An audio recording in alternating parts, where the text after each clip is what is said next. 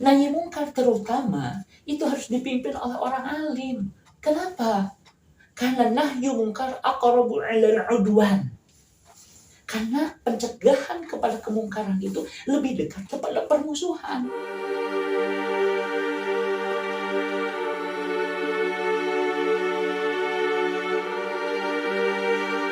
Bismillahirrahmanirrahim. Telah masuk beberapa pertanyaan yang perlu dibahas. Di antaranya pertama, Ustaz, jadi kesimpulannya umat terbaik itu para sahabat Nabi saja. Bismillahirrahmanirrahim. Sebagaimana yang diuraikan pada sesi uraian tadi, bahwa umat terbaik atau khairu ummah itu memiliki ciri. Segala sesuatu itu bisa dikenal dari ciri dan tanda-tandanya. Garam itu bisa dikenali dari cirinya yang berwarna putih, bentuknya kristal, dan rasanya asin. Itu garam. Sementara gula itu putih, warnanya sama seperti garam, tapi kemudian kristal juga sama, tapi rasanya manis. Garam dan gula pasir itu dibedakan dari ciri tadi yang asin dengan manis. Begitu juga khairu ummah. Khairu ummah punya ciri. Kalau cirinya tidak ada, maka tadi tidak bisa dikatakan sebaik-baik umat. Cirinya apa? Yang pertama adalah tadi ta'muruna bil ma'ruf wa tanhauna 'anil munkar wa tu'minuna billah. Atau tiga unsur tadi bisa tu'minuna billah, artinya diuraikannya bisa iman dulu kepada Allah, senantiasa beriman kepada Allah. Kenapa kalimatnya senantiasa? Karena ini fi'il mudhari'. Fi'il mudhari' itu bermakna senantiasa.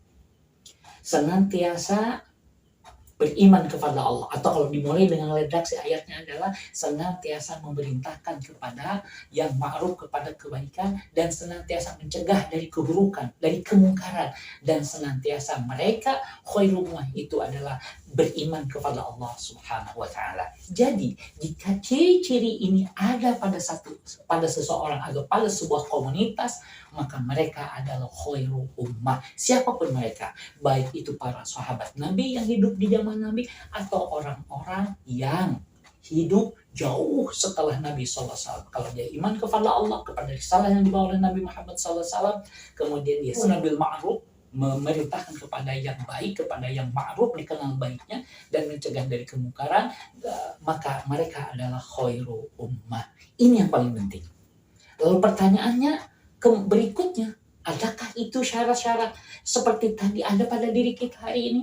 Ada pada komunitas kita hari ini? Kalau tidak ada, berarti kita belum menjadi khairu ummah. Itu ya tuh. Yang kedua, Ustaz, mengapa ada muslim yang memuji kebaikan negara-negara non-muslim yang tak menjadikan Al-Quran dan Al-Hadis sumber hukumnya?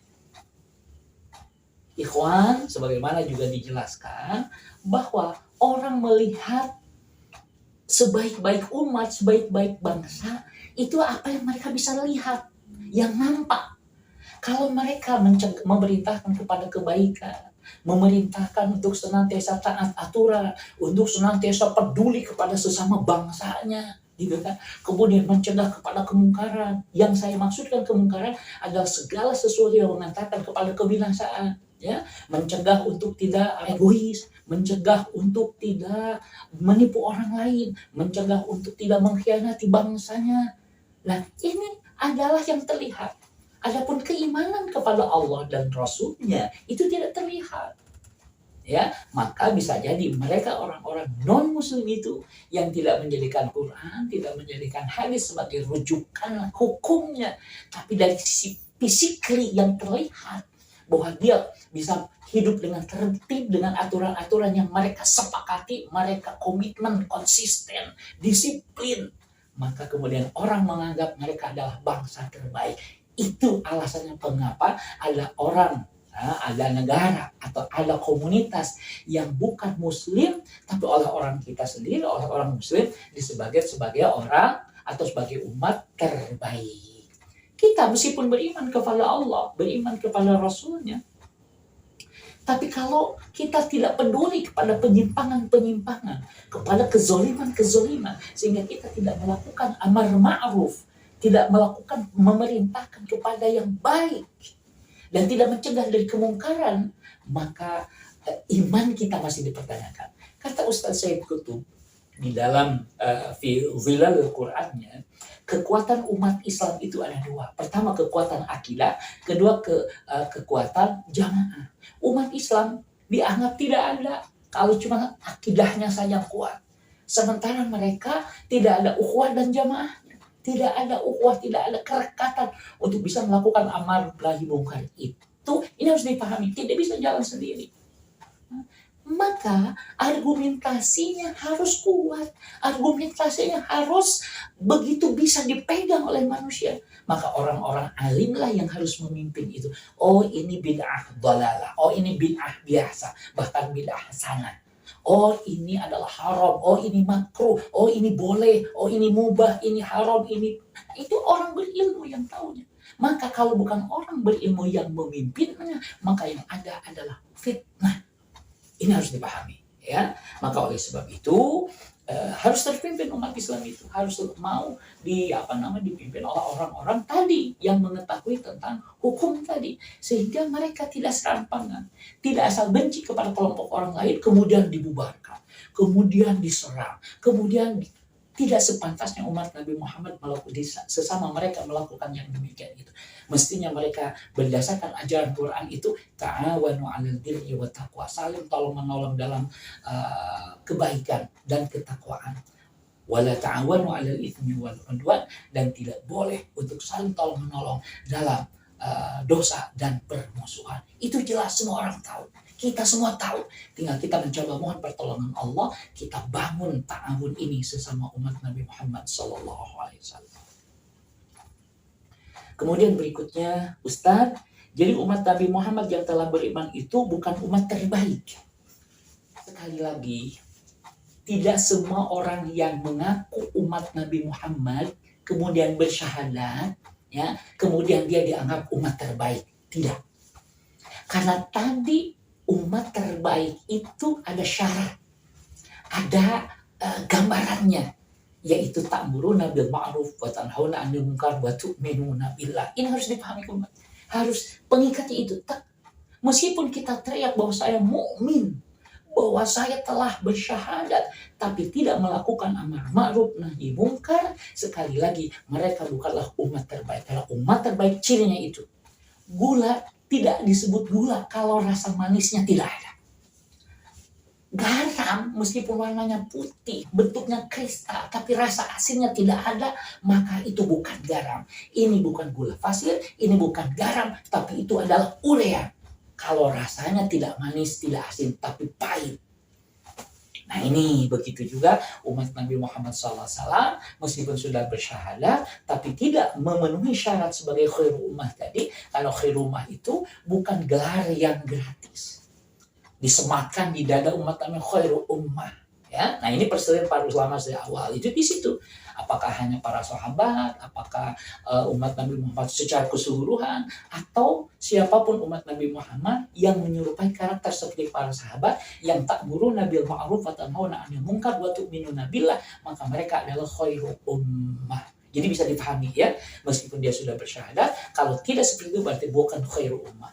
Tapi kalau kemudian dia sudah mengucapkan 2 kalimat syahadah, artinya beriman kepada apa yang dibawa oleh Rasulullah, kemudian ia memerintahkan kebaikan dan mencegah dari keburukan, maka mereka adalah khairu ummah. Ustaz, amar ma'ruf nahi munkar yang bagaimana supaya tidak ada resistensi dari orang-orang yang zalim. Mulailah dengan iqra, baca. Data-datanya kita data, kumpulkan data-datanya mana strategi yang tepat. Tapi saya ingin kamu sampaikan bahwa amar ma'ruf nahi munkar senantiasa ada resistensi dari orang-orang zalim. Itu harus dipahami dulu. Tidak ada para nabi yang berdakwah kepada kebaikan amar ma'ruf nahi munkar kemudian oleh umatnya yang zalim diterima langsung. Ada proses penolakan, ada proses pergulatan baik itu hujah maupun fisik. Itu harus dipahami. Tapi kita tetap memilih uslub, cara atau metode yang bagaimana yang dianggap nanti pas untuk dikemukakan, misalnya untuk di lingkungan kita di Indonesia yang menyukai lemah lembut, ya, maka yang ada adalah adaptasi, penyesuaian. Kalau di Timur Tengah, oh seperti itu karena orangnya keras-keras. Di Indonesia juga ada yang keras-keras, yang tidak suka dengan yang lembek-lembek seperti kita di Pulau Jawa. Jadi macam-macam, dibaca, iqra dulu.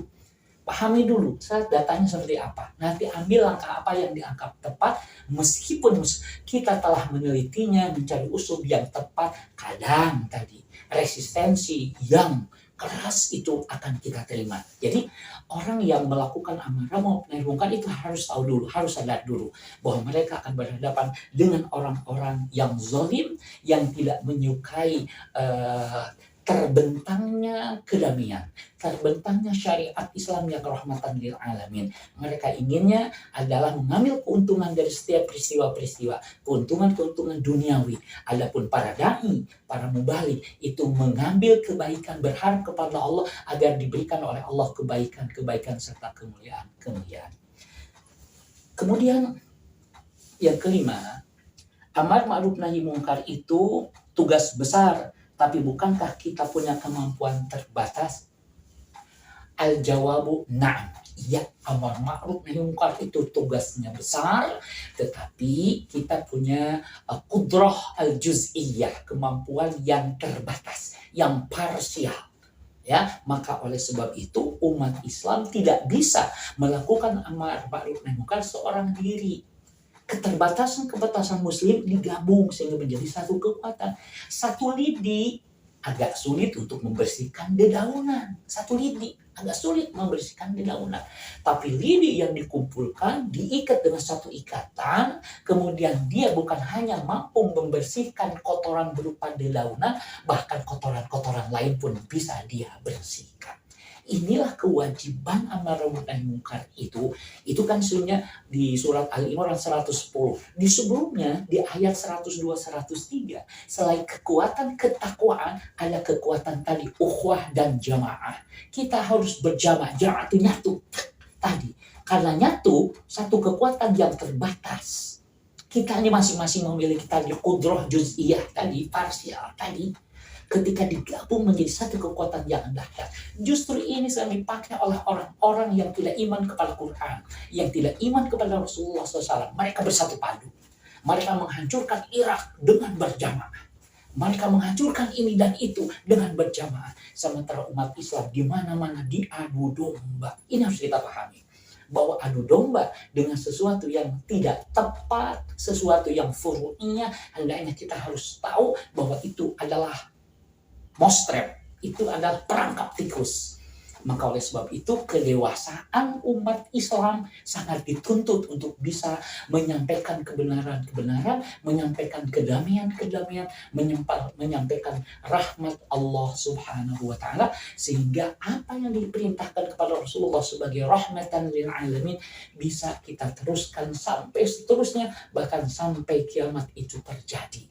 Kita selalu berusaha membawa kedamaian, membawa agar supaya manusia hidup bahagia, bukan hanya hidup bahagia di dunia ini saja, tetapi juga nanti sampai di akhirat. Atau bukan hanya bercita-cita untuk hidup di akhirat saja, bahkan di dunia pun hendaknya kita hidup bahagia. Semoga Allah Subhanahu wa taala selalu membimbing kita, memberikan kekuatan kepada kita, menyatukan hati-hati kita sehingga kita sebagai umat yang bersatu memiliki hati yang lembut untuk saling menyatu, menyebarkan kedamaian, menyebarkan rahmat Allah Subhanahu wa taala, meneruskan risalah yang dibawa oleh Nabi Muhammad sallallahu alaihi wasallam. Demikian yang dapat dikemukakan. Wa sallallahu ala nabiyyina Muhammadin walhamdulillahi rabbil alamin.